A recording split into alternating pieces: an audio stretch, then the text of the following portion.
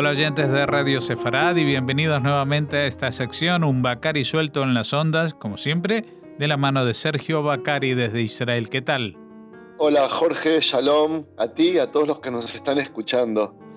Bueno, hoy vamos a tener un programa orientativo, se puede decir así, porque muchas veces hablamos aquí, nos explicas cosas de Israel, pero claro, hablas de los árabes musulmanes, de los cristianos, de los religiosos, de los judíos, de los de derecha, de izquierda, y queremos saber quién es quién en Israel, para aclararnos un poco cómo es esa sociedad que es bastante distinta a la que podemos encontrar en otros países, ¿no? Sí, la idea se me ocurrió cuando el sábado fui al cumpleaños de una amiga, pero eso te lo voy a contar al final. Lo que sí quería decirte que para entender sobre el tema de la demografía de Israel, quiénes la componemos y lo complicada que es nuestra distribución, hay que sobrevivir por el momento que los israelíes nos enfrentamos a diario. No me refiero a atentados terroristas o guerras, me refiero al momento en que debemos saludar a una persona nueva, cuando nos tenemos que presentar. Nosotros en Israel todavía no tenemos un código aceptado que sea consenso. Entonces todo encuentro por primera vez con una persona es un momento lleno de tensión, confusión y siempre termina con vergüenza. Cuando se va acercando la persona, esa que tenemos que conocer, tienes unos pocos segundos para deducir cómo deberías saludarla, porque no saludarías de la misma manera a una mujer religiosa que a un varón etíope, por decir un caso, o a un árabe beduino que a un colega, digamos. Tampoco saludarías de la misma manera a un vecino como al amigo de tu hijo que llegó, qué sé yo, como invitado al Shabbat para cenar con tu familia. Y esas son cosas que uno tiene que sobrevivir a diario y tiene que ver con la cantidad de personas, culturas y costumbres que tenemos y grupos étnicos que tenemos acá en Israel. Me acuerdo, no se me viene a la cabeza una escena cómica y surrealista. El año pasado fui a dar una conferencia a un instituto judío en Buenos Aires, en Argentina, y estaba parado yo en la entrada y veía cómo la gente le daba un beso al shomer. El shomer es, ¿cómo se dice? El El guardián, guardia. sí, sí. Que estaba en la puerta, hay guardias en toda puerta de institutos judíos, y le daban un beso a la persona y después le abrían el bolso para revisarlo, para que le revise el bolso. Y a mí eso me dio mucha risa. Por otro lado, mis estadías en Argentina son mucho más fáciles, ya que vivo sin tensión, no por los atentados terroristas, te vuelvo a decir, sino porque ahí todo se soluciona con un beso. Sin embargo, en Israel hay un beso que es menos común, 2 besos que es el más común, 3 besos que es lo que se dan, por ejemplo, los etíopes. Hay abrazos, hay apretadas de mano, hay un saludo sin tocarse y hay hasta una puñalada en el hombro, que es como se saludan los soldados pegándose cada vez que se encuentran. Todo depende con quién te encuentras. Y lo más probable es que te confundas del saludo y termines diciendo en vez de shalom, slijá. En vez de decir hola, tengas que terminar pidiendo perdón. El Estado de Israel es así, es un crisol de razas y de culturas. Como te dije, somos 9 millones de personas y casi 9 millones de creencias, costumbres, culturas. Y por eso quería hacer un poquito de orden. Ok, vamos a tomar Israel como país. Dentro de Israel, el 75% de los judíos, de los ciudadanos, somos judíos. El 20% somos árabes. Dentro de los árabes somos musulmanes, cristianos o drusos, y el resto, que es un 5%, es denominado como otros, que vendría a ser cristianos no árabes o otras religiones o gente que no está decidida todavía. Además tenemos en los últimos años refugiados de África, que son casi 200.000, es un número que hay que tenerlo en cuenta, pero ellos no son ciudadanos y no están incluidos en nuestras estadísticas. En Israel la natalidad es altísima y ronda, a diferencia de la tendencia mundial, en los 3 hijos por familia. El país Israel nació en el año 1948, cuando habían en él 800.000 ciudadanos. y como vemos, dije que ahora somos casi 9 millones, crecimos en los 70 años que tenemos de existencia casi un 11%, 11 veces, que es un montonazo. Pero no solo por la natalidad, sino y en especial por la inmigración de judíos de todo el mundo que retornamos, entre ellos estoy yo, a Israel, en masas. Hubieron épocas que las masas eran enormes y otras épocas que eran menos, pero nunca fueron menores a 50.000 judíos por año, que es un número increíble. Dentro de los judíos, que hay quienes estiman que ya somos el país con más judíos de todos, el 75% somos nacidos en Israel, Tzabarim, ¿ok? No es mi ejemplo, yo no nací en Israel, pero sí mis hijos que ya nacieron aquí.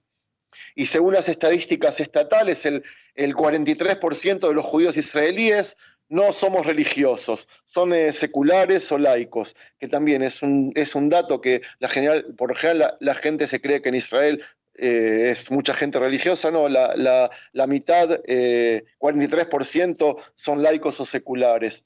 De los que restan, el 23 son tradicionalistas no religiosos, ahí yo me incluyo, entre ellos, tradicionalista y no religioso.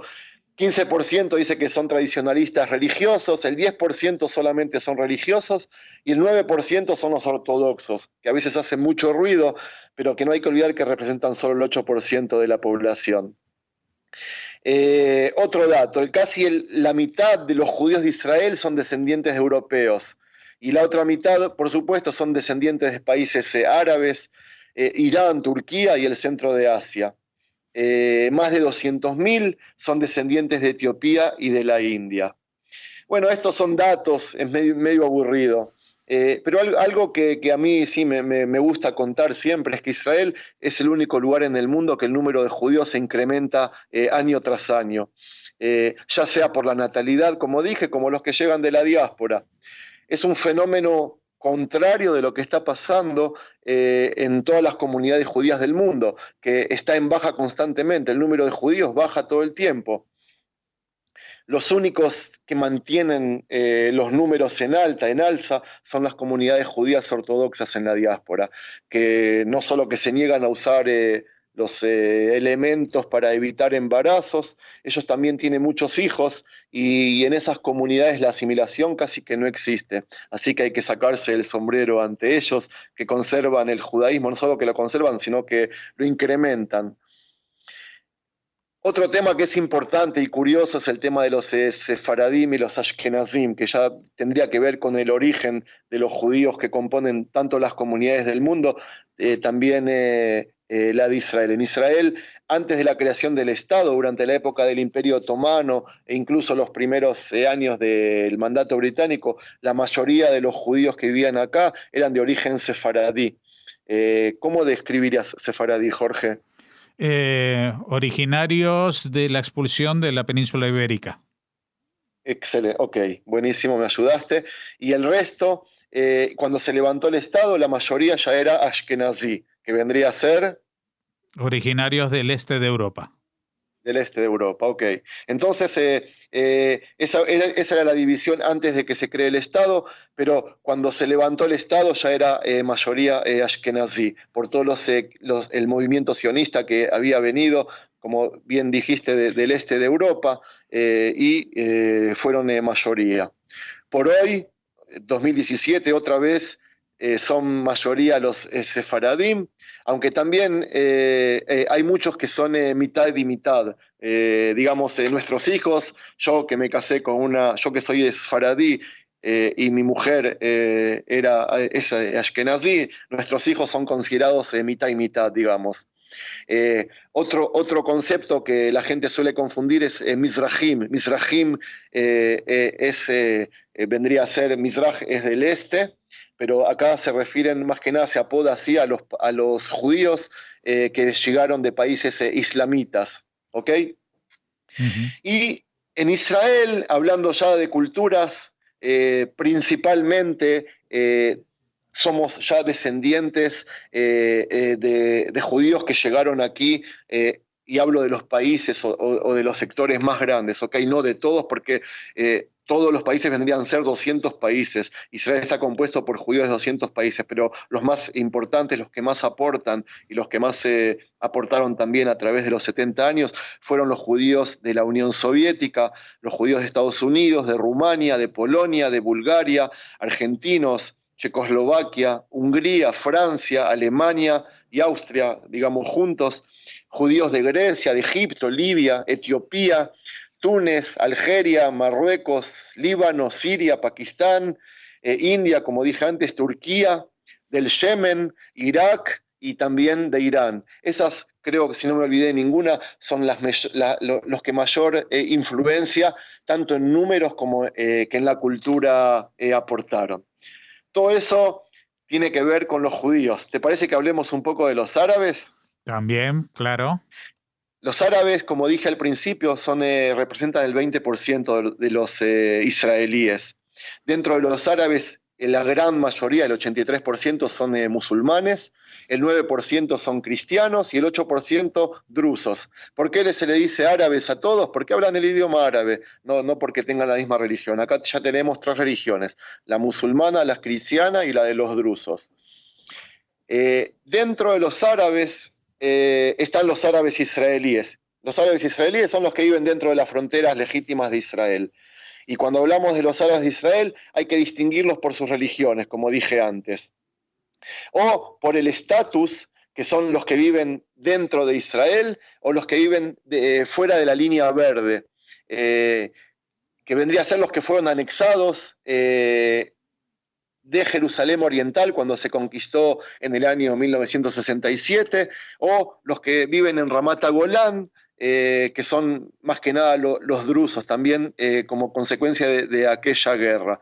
¿Okay? Ellos también son israelíes, pero no tienen todos los derechos y obligaciones que nosotros tenemos dentro de Israel, ni siquiera de los mismos árabes que viven dentro de las fronteras legítimas y de consenso de todo Israel. Bueno, y esto, perdóname Sergio, aclarando que es sin tomar en cuenta a los árabes que viven en los territorios en disputa, en Cisjordania y en Gaza. Ellos son los palestinos. Ellos son los palestinos y eso es otra historia que ahora te la voy a contar. Yo te estoy hablando de los árabes anexados. La ley es diferente con los que viven en Jerusalén Oriental o los drusos que vivían en Siria y fueron anexados. Ellos son residentes temporarios. Cuando se les ofreció transformarlos en ciudadanos, como a mí, por ejemplo, cuando vine a vivir a Israel, se les pidió, como a mí, jurar la bandera, renunciar a la otra ciudadanía y tener un hebreo básico. O sea, a mí no se me pidió renunciar a mi ciudadanía, pero a ellos sí se les pidió para que puedan ser ciudadanos comunes y corrientes como todos. Yo acepté con las 2 manos la propuesta, ellos no. Yo pasé a ser un ciudadano con todos mis derechos y obligaciones. Ellos tienen derechos y obligaciones, pero no un 100%. Ellos, por ejemplo, no pueden votar, no poseen pasaporte israelí y se les puede sacar ese estatus más fácilmente que a un ciudadano normal. Esos árabes anexados tienen documento de identidad como el mío, que se les permite transitar libremente por todo el país. De todas maneras, Jerusalén, en la que viven ellos, es la parte oriental y no tiene casi nada que ver con Israel. Está separada con una muralla, ahí tienen sus transportes públicos, sus bancos, sus policías y hasta usan en gran parte un dinero de Jordania y no el israelí. Pero bueno, eso es meterme en política y yo no quiero. Lo único que quería decir es que ellos son los árabes anexados y últimamente de ahí es donde salen los últimos terroristas. Y no hay que confundirlos con los árabes musulmanes que viven dentro de Israel, que no son santos, pero de ninguna manera son terroristas. Y para terminar con la división de los árabes, sí, están los árabes palestinos. Recién ahora, después de todo lo que dije antes, no tiene nada que ver con palestinos, tiene que ver con árabes. Y los palestinos son los árabes que viven en los territorios de Cisjordania, ya sean los territorios A, B o C, los que están a cargo de la seguridad, de asuntos de seguridad y civiles de israelíes, medio y medio, la seguridad israelí y los cargos civiles por la autoridad palestina, o los territorios que están a cargo tanto de seguridad como también los asuntos civiles, por la autoridad palestina.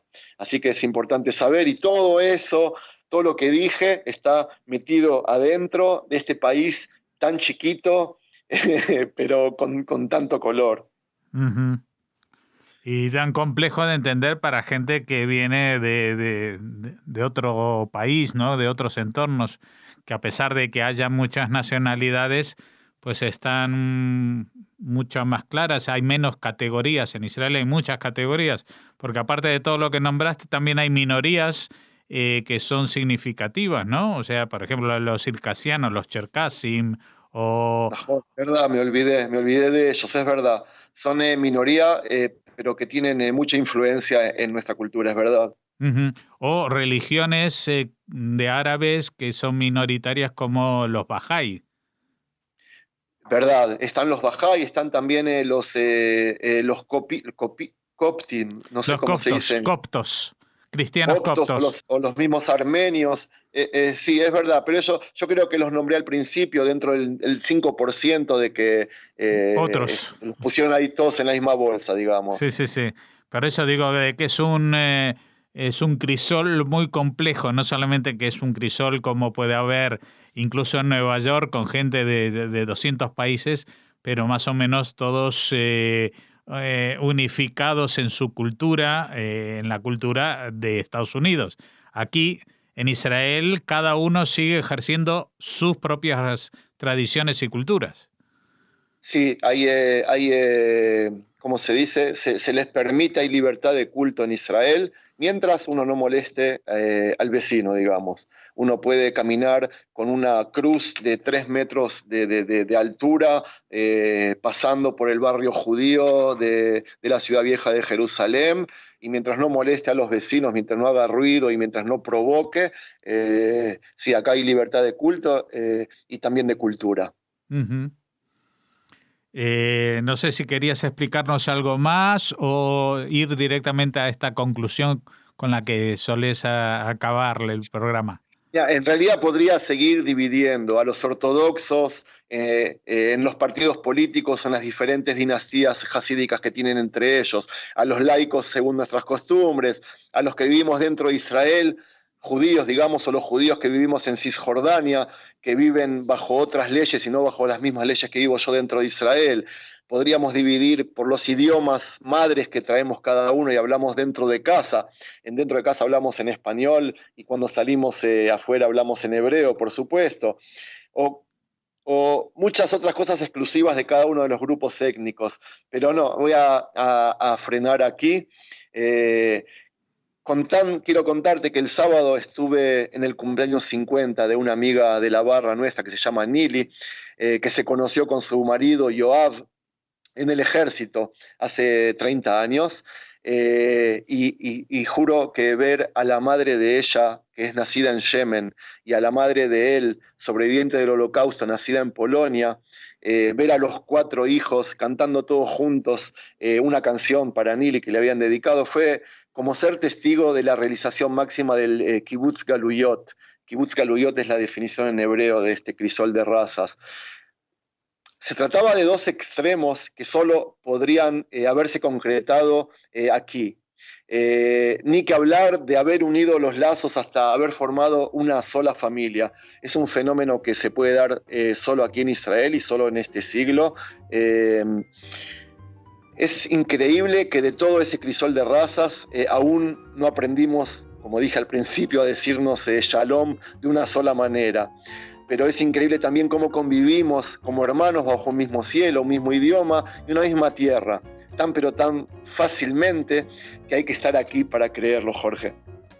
Pues nada, con este mensaje nos vamos a separar, a despedir durante una semana, Sergio, para volver a comunicarnos y que nos hables de otro de estos aspectos que son cotidianos para el que vive allí, pero que para los que estamos fuera pues son muy llamativos, como el de hoy, de la composición demográfica, o como bien lo señalabas al principio mismo, el problema de cómo saludar al que no sabes exactamente quién es. Pues muchas gracias. Nosotros ya sabemos quién eres y nosotros ya te seguiremos oyendo la semana que viene. Bueno, shalom Jorge, gracias. Shalom.